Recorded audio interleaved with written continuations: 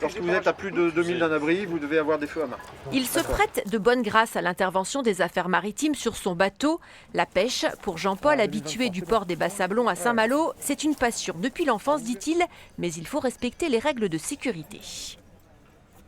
Il faut être sérieux, quoi. C'est pas de la rigolade, la pêche en mer, on prend le bateau, on s'en va, non. Il faut être équipé à 100%, voire plus. Et c'est de sécurité quand même important. La perspective d'un long week-end de printemps en mode déconfinement associé à une météo idéale, tous les ingrédients sont réunis pour attirer les plaisanciers sur le littoral. C'est ce qui justifie le renforcement des contrôles en mer.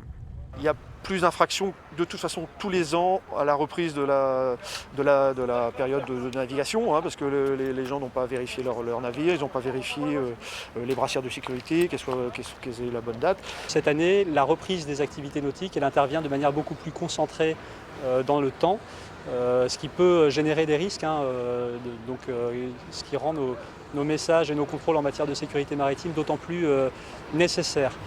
L'inspection porte sur les papiers et l'ensemble du matériel de sécurité du bateau, le port des gilets de sauvetage en particulier. La date n'est pas passée dès que c'est rouge.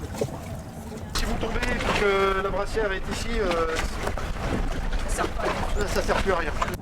Une présence dissuasive, autant pédagogique que répressive, et là encore, aucune protestation à l'encontre de l'action de ces gendarmes de la mer.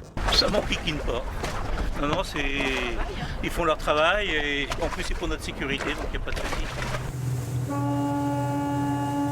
Très peu d'infractions ont été constatées lors du dernier week-end, l'Ascension, et tous espèrent que le prochain reste sur le même modèle pour que la plaisance, et c'est inclus dans le mot, reste un plaisir avant tout.